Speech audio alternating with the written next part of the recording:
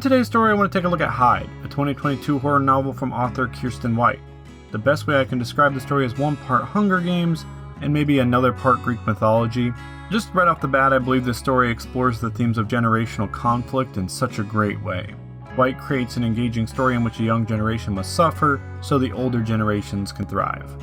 Before we get too far though, as always, this is a recap, which means there will be spoilers. Do yourself a favor and read this book before you watch this.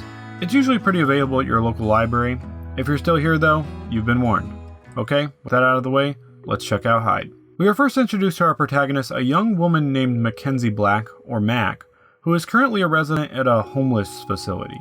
She's in a meeting with another woman, the facility's manager, presumably.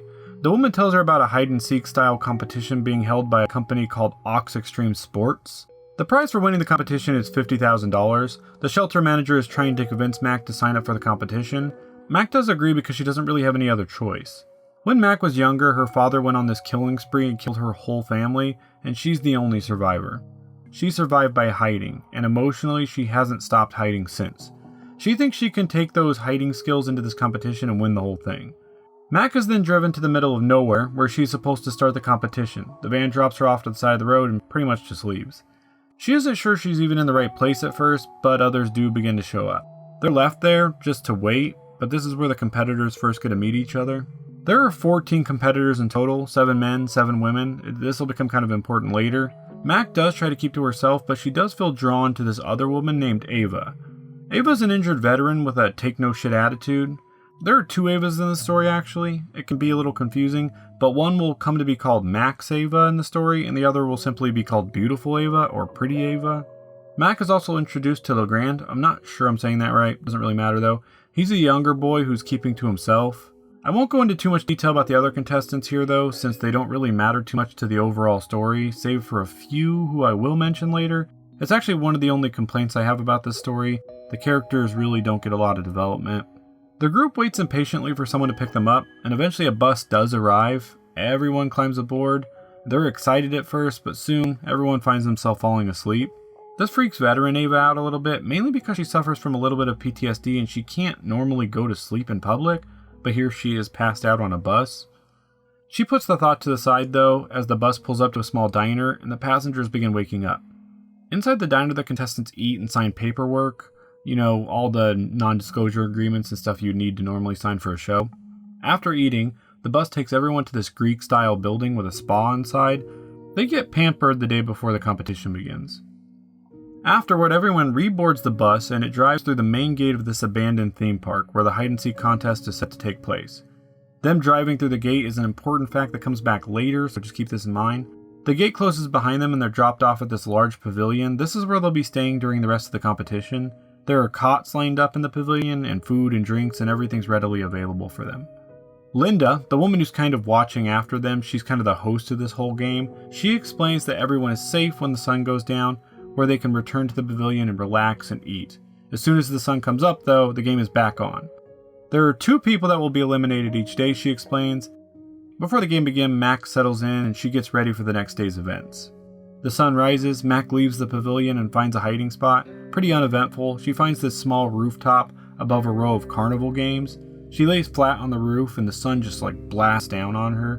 While hiding, Mack believes she can hear stomping of something large and breathing, along with some huffing breath. The sun begins to set though, and Mack returns to the pavilion since she's safe now. Everyone is exhausted upon the end of the first day. Linda's there to check in with them. 2 contestants don't return, Isabella and Logan. Everyone freaks out, but there isn't much that they can do. Mack gets closer to Ava and they decide to hide together tomorrow. Mack takes Ava back to the hiding spot she used the previous day. They lay atop that same rooftop, but this time they lay under a blanket. The sun still beats down though. Not much else happens that day. Before the sun sets, the pair return to camp. The next 2 contestants out that day are Rosie and Sydney. Again, not really important, just here for you if you need them. At the pavilion that night, the contestants sit around a fire. They're just telling stories. Jaden, another contestant who acts as the story's initial antagonist, begins to tell the story of a family who was murdered by their father. He says that there was only one survivor from the incident. Jaden tells everyone that that one survivor is Mack, and she's here playing with them. Of course, this makes her really upset. Ava tries to comfort her, but there's not much that she can really do. The next morning, Atreus is caught at first light. He's at the center of this maze. He's been spray painting arrows in the maze just to help him try and find the center. Though the arrows don't play a huge role, but, it comes up later. Mack and Ava decide to hide together again. This time they're atop a large trellis, though, in a small indentation on the roof. Rebecca is the second person to die that day. Later that night, the group gets into another fight with Jaden, since he's still trying to get others out. The next day, Ian, one of the other contestants, he's a writer, he discovers an old notebook in this Love Cove ride. Linda mentioned earlier in the story that there would be this bonus for anyone who found this notebook. She doesn't really give them any more details than that. She just says, there's an extra reward for anyone who finds it. As Ian's looking through the book, it talks of the town's founders, the town that they're in right now, one of which is Tommy. Tommy and the other founders have found a way to bring permanent prosperity to their families forever. To do it, they must summon a creature and sacrifice themselves. 14 of them, hence the competitors in the game. Then every year, for all time, they must continue to sacrifice their own kin, 7 boys, 7 girls. Doing this will grant the family luck and success forever. Ian goes back to the pavilion and he's killed. The second person killed that day is Christian. He's a solar panel salesman, hoping for bigger, better things from winning this game. The group gets into another fight with Jaden, causing a fraction in the contestants. There's 2 groups now. One consists of Mack, Ava, LeGrand, and Brandon, and the other consists of Jaden and beautiful Ava. The 2 groups leave separately the next day. Mack's group decides to hide in that Love Cove from earlier where Ian found the book. Jaden and beautiful Ava, though, make their way to this swing ride. Jaden climbs up no problem, and when he's at the top, he just leaves Ava to fend for herself. She's freaking out at this point, though, because the sun's about to come up. She keeps running. She's being chased by this creature at this point. It doesn't really tell us a lot about the creature. We just know that it's chasing her. Inside Love Cove, Mack and Ava are having a touching moment. Mack shares how her sister and her used to play hide and seek. Mack's sister always had the best place. Mack helped her sister one time, so her sister shares this hiding spot, the one she always wins in. And the night her dad started killing her family, Mack took that spot. Her sister came to hide in it, but Mack was already there. Her sister was killed as a result, and Mack never really recovered from what she did. Ava again tries to comfort her, and it is kind of a touching scene. The group hears a scream, and Mack's Ava runs to confront what she assumes to be Jaden and the other Ava playing games. She chases the other Ava down when she sees the impossible. Beautiful Ava is being lifted in the air, and her body begins to disappear. Something invisible, or at least something invisible to Ava, is eating her. Blood is everywhere. The rest of the group hears silence. They think both people have been killed now, so they leave their hiding places, since that's 2 people down. They decide that they're going to escape at this point.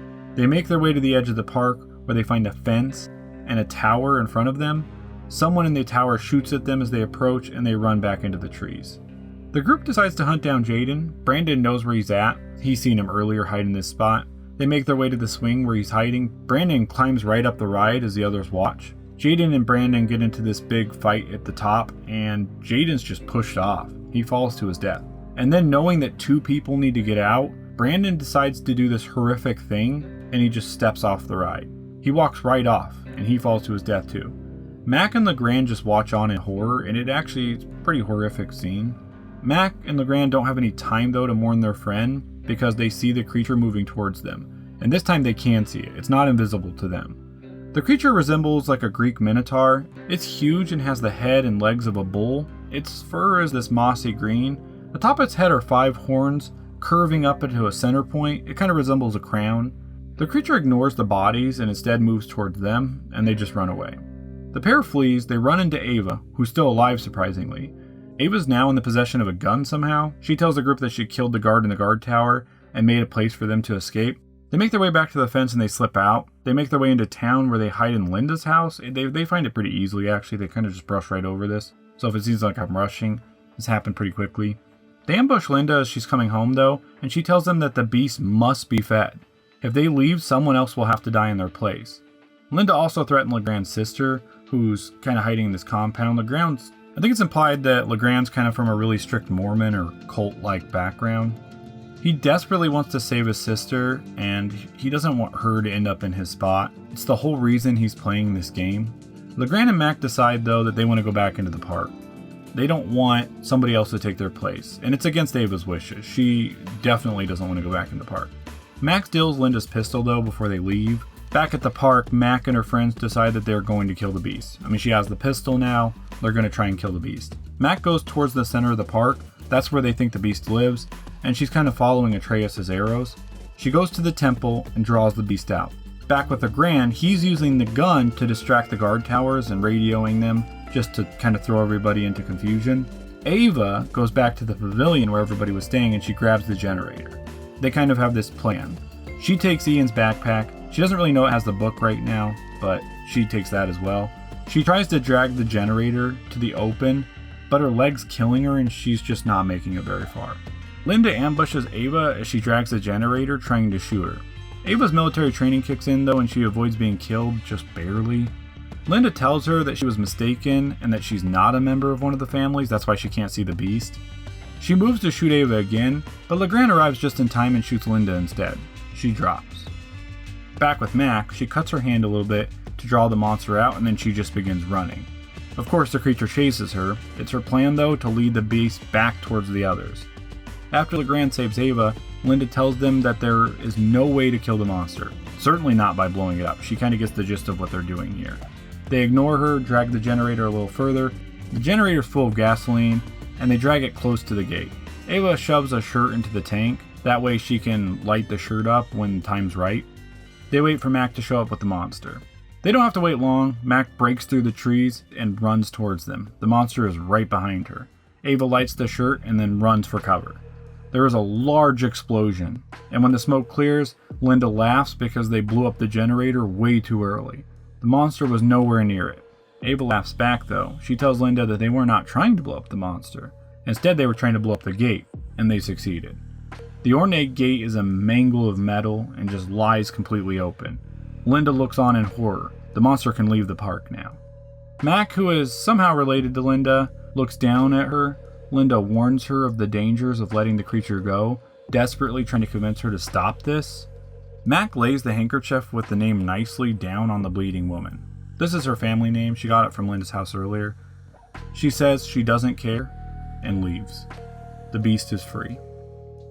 The concept of younger generations suffering so older generations can live comfortably is at the heart of this story. The competitors are expected to suck it up and do their part so that the town can continue to be prosperous. Their part here being to die. The struggle being presented in Hyde, I believe, is the same struggle many of us are facing in our own life. Especially those of us that are younger and forced to confront one once-in-a-lifetime event after another. It is a struggle of one generation dealing with the consequences caused by another. It is a story of generational conflict, like I said. Overall, I found Hyde to be a great novel. It's well worth your time. It has an important theme that I feel many of us could relate to, and on top of that, it is just a fun, thrilling story that will keep you entertained throughout. So with that being said, I give Hyde a 1 on the scary meter. While the story is one that I really enjoyed, it just isn't scary. I'll give Hyde a 2 on the bloody meter. While there's certainly violence in the story, there simply isn't much blood. Well, I've said my bit about Kiersten White's fantastic novel Hyde.